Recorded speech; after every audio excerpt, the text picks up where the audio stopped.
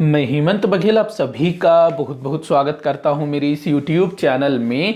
आज इस वीडियो में हम लोग मौर्य सम्राट अशोक के अभिलेखों के विषय में पढ़ने वाले हैं। आप में से काफ़ी सारे बच्चों ने मुझे कमेंट किया था कि सम्राट अशोक के अभिलेखों के ऊपर एक वीडियो बनाइए। वैसे तो मैंने सम्राट अशोक के जितने भी अभिलेख हैं उस पर डिटेल में वीडियो बनाया हुआ है, लेकिन वो थोड़ा सा ज़्यादा बड़ा है, तो इसमें मैंने क्या किया है कि अशोक के जितने भी अभिलेख हैं ना उनको एक ही वीडियो में बताने की कोशिश की है। तो आप लोग वीडियो को आखिर तक जरूर देखिएगा, अच्छा लगे तो लाइक और शेयर भी करिएगा। तो चलिए हम लोग वीडियो को शुरू करते हैं। सबसे पहले कुछ चीजें जान लेते हैं सम्राट अशोक के अभिलेखों के संदर्भ में। तो एक चीज जो अक्सर पूछा जाता है कि अशोक के अभिलेखों को खोजने का श्रेय टी कैंथलर को जाता है। टी कैंथलर जो कि एक अंग्रेज था, तो इसने सबसे पहले 1750 में अशोक के अभिलेखों को खोजा था। तो ये काफी इंपॉर्टेंट है, काफी बार पूछा गया है कि सम्राट अशोक के अभिलेखों को खोजने का श्रेय किसको प्राप्त है। तो ये आप लोगों को ध्यान में रखना है, अक्सर ये जो है परीक्षाओं में पूछा भी जाता है, तो इस चीज को आप लोग ध्यान में रखिएगा। इसके बाद देखिएगा अशोक के अधिकांश अभिलेख ब्राह्मी लिपि में और कुछ खरोष्टी ग्रीक अरमाइक लिपि में भी प्राप्त हुए हैं। मतलब कि सम्राट अशोक के जितने भी अभिलेख प्राप्त हुए हैं ना, उनमें से अधिकांश की जो लिपि है, अधिकांश में जो लिपि प्रयुक्त की गई है वो है ब्राह्मी लिपि। ध्यान रखेंगे, अधिकांश की लिपि क्या है, ब्राह्मी। इसके अलावा ब्राह्मी के अलावा खरोष्ठी लिपि में भी लेख प्राप्त हुए हैं, ग्रीक और अरमाइक लिपि में भी लेख प्राप्त हुए हैं। तो टोटल 4 लिपियों में अशोक के अभिलेख प्राप्त हुए हैं। वहीं अगर हम लोग भाषा की बात करें, मतलब कि किस भाषा में अशोक के अभिलेख प्राप्त हुए हैं, तो इसकी लेखों की भाषा, अभिलेखों की भाषा वो है प्राकृत भाषा। वहीं कुछ अभिलेखों में पाली भाषा का भी प्रयोग मिलता है। अधिकतर में प्राकृत भाषा का प्रयोग किया गया है, ध्यान रखना, प्राकृत भाषा का।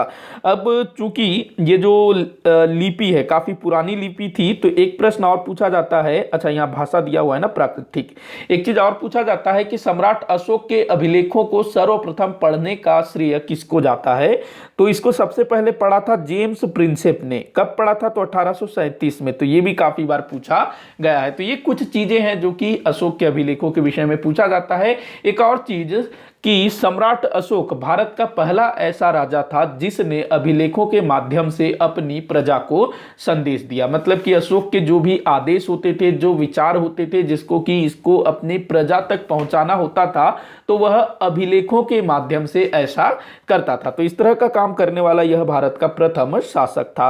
आगे बढ़ते हैं, अब हम लोग अशोक के अभिलेखों पर देखते हैं कहां कहां से उसके अभिलेख प्राप्त हुए हैं। सबसे पहले अशोक के जो 14 राजाज्ञा देश थे ना, जिसको शासनादेश भी बोला जाता है, जिनकी संख्या टोटल 14 है, तो ये अलग अलग 8 स्थानों से प्राप्त हुए हैं। तो ये बहुत बार पूछा गया है कि कौन सा इन 14 लेखों में शामिल है, कौन सा नहीं है, कौन सा किस स्थल से प्राप्त हुआ है। तो ये चीज आप लोगों को ध्यान में रखना है। तो देखिएगा इसमें टोटल 8 है। अच्छा, इसको आप लोग पहले समझिएगा, ये जो 14 है ना, काफी सारे पुस्तकों में मैंने देखा है कि इसको 14 वृहद शिलालेख है, ये भी बोल देता है। तो ये वृहद शिलालेख है, 14 वृहद लेख है, शिलालेख नहीं, 14 वृहद लेख। इनकी संख्या टोटल 14 लेख है। मतलब कि ऐसे जैसे लिखते गए, मान लो ऐसे लिखते गए तो टोटल वो 14 पॉइंट है। जैसे कि मैंने यहां पर पॉइंट बनाया है ना, कितने पॉइंट है, यहां पर 4 पॉइंट है। तो ऐसे ही पॉइंट कितने पॉइंट है, 14 पॉइंट, जिसको या फिर कहें वो 14 आदेश हैं, अशोक के 14 आदेश, जिसको राजाज्ञादेश बोला जाएगा, राजा के आज्ञादेश या फिर शासनादेश। तो अशोक के 14 शासनादेश या फिर अशोक के 14 आदेश, जो कि अलग अलग 8 स्थलों से प्राप्त हुए हैं, और इन्हीं को वृहद शिलालेख भी कहा जाता है, या फिर अशोक के 14 वृहद लेख भी कहा जाता है, क्योंकि एक एक पॉइंट काफी लंबा लंबा है। तो ये कहां कहां से मिले हैं, ये आपको ध्यान रखना है।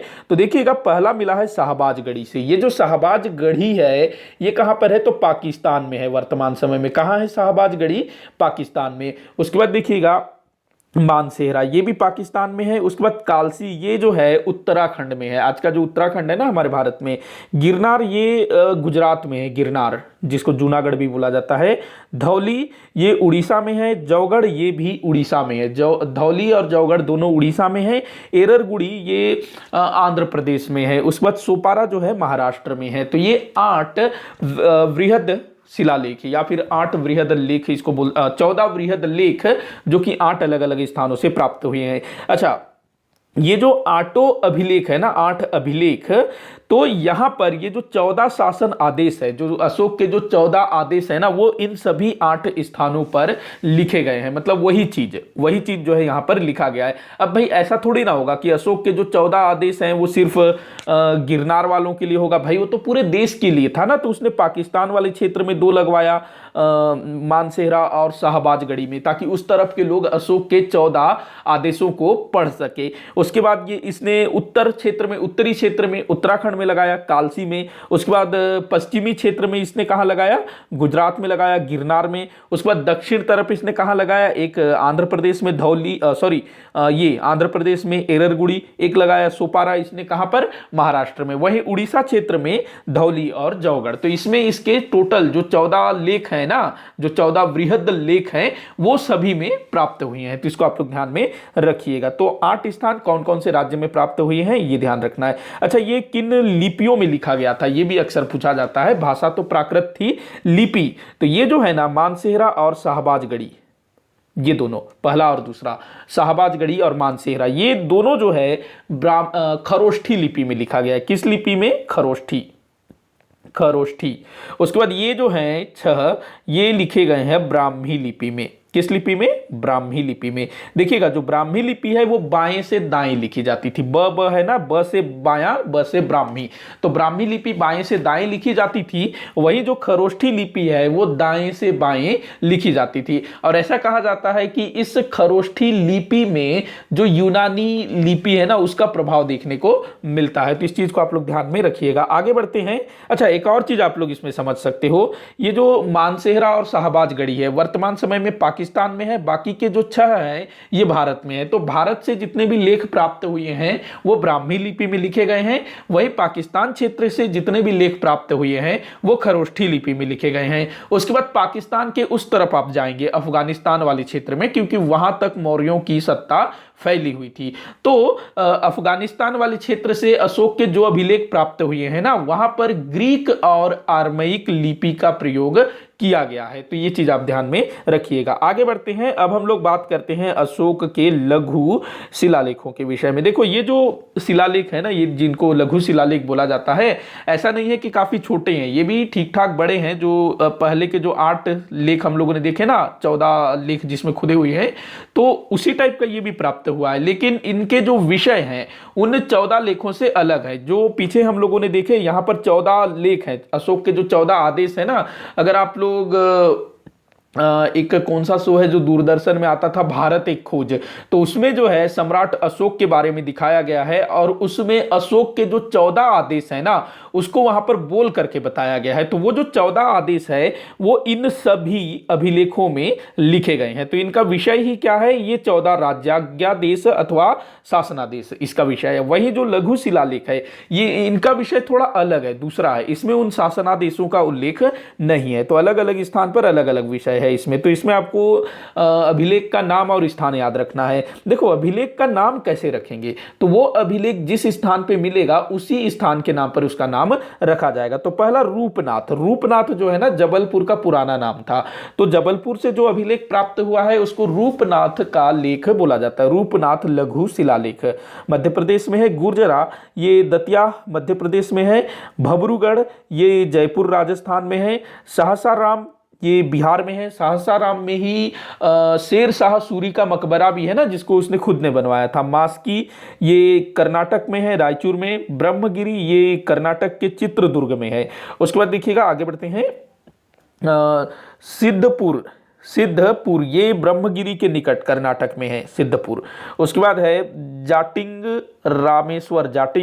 रामेश्वर, ये भी ब्रह्मगिरी के निकट कर्नाटक में है। एर्रगुड़ी रामेश्वर आंध्र प्रदेश में है। गोवीमठ, ये मैसूर में है। पालकी गुंड ये भी मैसूर में है, मतलब कि कर्नाटक में। राजुल मंडगिरी ये कहां पर है, आंध्र प्रदेश में। अहरोरा उत्तर प्रदेश में, काफी बार पूछा गया है अहरोरा। तो ये जो है लघु शिलालेख, इनके विषय में कुछ कुछ चीजें मैं आप लोगों को बता देता हूं। सभी का नहीं बताऊंगा, जो जो इंपॉर्टेंट है, जहां से प्रश्न पूछे जाने की संभावना बनती है, उसको मैं बताऊंगा। भबरूगढ़ कहा गया, सॉरी भबरूगढ़, ये रहा ना भबरूगढ़, जो कि जयपुर के राजस्थान में, जयपुर राजस्थान में है ना भबरूगढ़। तो यहां पर सम्राट अशोक को मगध का सम्राट बोला गया है। और इसी भबरूगढ़ लघु शिलालेख में अशोक के धम्म का उल्लेख मिलता है। धम्म, अशोक ने धम्म प्रचार किया था ना, तो अशोक के धम्म का उल्लेख राजस्थान के भबरूगढ़ लघु शिलालेख से मिलता है। उसके बाद देखिएगा मास्की, मास्की में अशोक का पूरा नाम दिया हुआ है मास्की में। उसके बाद सोहगौरा, सोहगौरा है ना, कहाँ गया सोहगौरा, यहाँ नहीं दिया है, आगे बताऊंगा मैं सोहगौरा को। चलिए ठीक है, आगे बढ़ते हैं। अब देखते हैं अशोक के सप्त स्तंभ लेख। स्तंभ मतलब खंबा, इस टाइप से जो होगा उसको क्या बोलेंगे, स्तंभ लेख, जो कि थोड़ा सा खंबे की शक्ल में हो। जरूरी नहीं है कि खंबा जो है एकदम ऐसा पतला ही हो जैसे कि बिजली का पोल होता है, उस टाइप से नहीं, वो थोड़ा सा चौड़ा भी हो सकता है। तो इस तरह से पिलर वाला स्तंभ लेख। तो अशोक के 7 स्तंभ लेख प्राप्त हुए हैं 6 स्थानों से। ये 7 लेख हैं, ध्यान रखना, ये जो स्तंभ लेख हैं 7 स्थानों से प्राप्त हुए हैं, मतलब 7 स्तंभ लेख हैं जो कि 6 स्थानों से प्राप्त हुए हैं। इनमें से एक ही स्थान से ना 2 लेख प्राप्त हुए हैं। तो जो पहला वाला है प्रयाग, प्रयाग स्तंभ लेख, जो कि पहले कौशाम्बी में था, बताया जाता है कौशाम्बी में, और बाद में इसको जो है प्रयाग में ला करके स्थापित किया गया। प्रयाग मतलब आज का जो इलाहाबाद है ना, सॉरी आज भी प्रयागराज हो गया है, जो कि कुछ समय पहले तक इलाहाबाद हुआ करता था और अब वो फिर से प्रयागराज हुआ करता था। देखिए क्या है कि जो प्रयागराज है ना, ये प्राचीन समय से ही प्रयाग या प्रयागराज के नाम से जाना जाता था। लेकिन जब अकबर जब बादशाह बनता है और वो प्रयागराज जाता है, तब उसने क्या किया था, उस स्थान का नाम इलाहाबाद कर दिया था। और अभी हमारे उत्तर प्रदेश के मुख्यमंत्री जी ने इलाहाबाद का फिर से प्रयागराज कर दिया। तो इसको आप लोग ध्यान में रखिएगा। तो ये पहले कौशाम्बी में था, बाद में प्रयाग में ला करके इसको स्थापित किया गया। तो इसको जो है प्रयाग स्तंभ लेख बोला जाता है। इसी प्रयाग स्तंभ लेख में अशोक के 2 स्तंभ लेख खुदे हुए हैं, मतलब इसमें 2 लेख खुदे हुए हैं। इसी लेख में ना अशोक की पत्नी का भी उल्लेख मिलता है। अशोक की पत्नी थी, उसका इसमें जिक्र मिलता है, एकमात्र पत्नी, बाकी किसी पत्नी का उल्लेख नहीं किया गया है उसके अभिलेखों में, ध्यान रखना। वैसे बहुत सारी पत्नियां थी लेकिन एक ही पत्नी का उल्लेख मिलता है अभिलेख में। उसके बाद इसी अभिलेख में आगे चल करके समुद्रगुप्त ने भी अपना अभिलेख खुदवाया और बाद में फिर जहांगीर ने भी यहाँ पर अपना एक लेख खुदवाया था, मुगल सम्राट जहांगीर ने भी। तो ध्यान रखना इसको। दिल्ली टोपरा, दिल्ली टोपरा ये फिरोज शाह कोटला में है, दिल्ली में। देखो इसको दिल्ली टोपरा क्यों बोला जाता है, तो ये जो अभिलेख है ना, सॉरी स्तंभ लेख, ये जो दिल्ली टोपरा स्तंभ लेख है, पहले टोपरा नामक स्थान पर हुआ करता था। कहां पर होता था, टोपरा नामक स्थान में। लेकिन इसको जो है फिरोज शाह तुगलक, जो कि तुगलक वंश का शासक था दिल्ली सल्तनत का, तो उसने क्या किया, इसको टोपरा से उखड़वा करके दिल्ली में ला करके स्थापित किया। दिल्ली में कहां पर, तो फिरोज शाह कोटला, देखो फिरोज शाह तुगलक, उसने जो है फिरोज शाह कोटला की स्थापना की थी ना, तो वहीं पर ला करके उसने इस लेख को स्थापित कर दिया और इसको तब से दिल्ली टोपरा के नाम से जाना जाता है। अच्छा, मैंने पीछे बताया ना कि जो क्या कहते हैं, जेम्स प्रिंसेप, जेम्स प्रिंसेप जिसने अशोक के अभिलेखों को सर्वप्रथम पढ़ने में सफलता प्राप्त की थी, तो उसने इसी वाले लेख को पढ़ा था सबसे पहले। जो दिल्ली टोपरा वाला लेख है, इसी को सबसे पहले उसने पढ़ा था। उसके बाद है दिल्ली मेरठ, दिल्ली मेरठ, ये ना पहले मेरठ में हुआ करता था, दिल्ली मेरठ, और फिरोज शाह तुगलक ने ही इसको मेरठ से दिल्ली के फिरोज शाह कोटला में स्थापित किया था। जो टी कैंथलर है, जिसने 1750 में अशोक के पहले लेख को खोजा था, तो वो यही वाला स्तंभ लेख था, ध्यान रखना। तो टी कैंथलर ने सबसे पहले इसको खोजा और जेम्स प्रिंसेप ने सबसे पहले इसको पढ़ा। तो ये भी आप लोगों को ध्यान में रखना है। आगे देखते हैं अगला, मतलब ये 1 2 3 4 हो गया ना, क्योंकि पहले वाले में तो 2 है, 1 2 हो गया, ये 3 हो गया, ये 4 हो गया, फिर ये 5, ये 6, ये 7, ऐसे। तो अगला है लौरिया अरराज। लौरिया अरराज, उसके बाद लौरिया नंदगढ़, ये दोनों बिहार चंपारण में है। बस इनका नाम याद रखना, इतना काफी है। उसके बाद रामपुरवा, रामपुरवा ये भी चंपारण में है, चंपारण बिहार। मतलब ये तीनों जो है चंपारण बिहार में है। ये 7 स्तंभ लेख हैं, ध्यान रखेंगे, ये 7 स्तंभ लेख हैं जिनको सप्त स्तंभ लेख के नाम से भी जाना जाता है। अब हम लोग कुछ लघु स्तंभ लेख देख लेते हैं, जो छोटे आकार के स्तंभ लेख थे ना, उनको देख लेते हैं। तो सांची का स्तंभ लेख काफी फेमस है, जो कि रायसेन जिला मध्य प्रदेश में स्थित है। सांची का स्तंभ लेख, सांची में ही सांची का स्तूप भी है ना, अशोक द्वारा निर्मित करवाया गया था। उसके बाद है सारनाथ। सारनाथ जो कि वाराणसी, जो बनारस है ना, उसी के निकट है सारनाथ, उत्तर प्रदेश में। तो ये भी काफी फेमस है। कौशाम्बी जो इलाहाबाद के निकट है, कौशाम्बी प्रयाग के आसपास ही है, तो वहां पर भी है। उसके बाद देखिएगा रुक्मिनदेई, ये नेपाल की तराई में है। ये जो रुक्मिनदेई है ना, रुक्मिनदेई स्तंभ लेख, ये इसका जो संबंध है आर्थिक है। मतलब कि अशोक के जितने भी अभिलेख प्राप्त हुए हैं सब राजनैतिक या फिर धार्मिक हैं, केवल और केवल एक यही है जिसका संबंध आर्थिक है। यहाँ पर ना जो गौतम बुद्ध का जो जन्म स्थल है लुम्बिनी, उसके आसपास है रुक्मिनदेई। तो जब अशोक लुम्बिनी की यात्रा पर गए थे तो उसने उस क्षेत्र में भू राजस्व की दर को कम कर दिया था, और इसका उल्लेख जो है रुक्मिनदेई के स्तंभ लेख से मिलता है, जो कि नेपाल की तराई में है।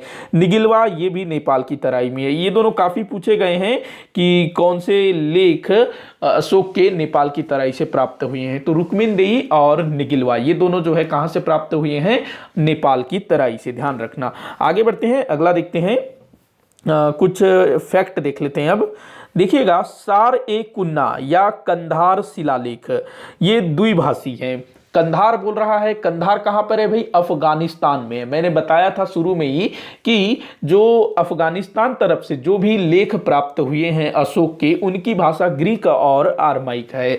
तो ये जो कंधार शिलालेख है ये द्विभाषी है, यहां पर ग्रीक और आर्माइक भाषा का प्रयोग किया गया है। सार ए कुन्ना इसको बोला जाता है, सार ए कुन्ना या फिर कंधार अभिलेख, ध्यान रखना। इस अभिलेख में कहते हैं कि अशोक के जो 14 शासनादेश था ना, उससे प्रभावित होकर के उस क्षेत्र के जो बहेलिये थे, जो चिड़िया उड़िया मारने का काम करते थे, उन्होंने शिकार करना छोड़ दिया और खेती वगैरह करना शुरू कर दिया, ऐसा बोला गया है।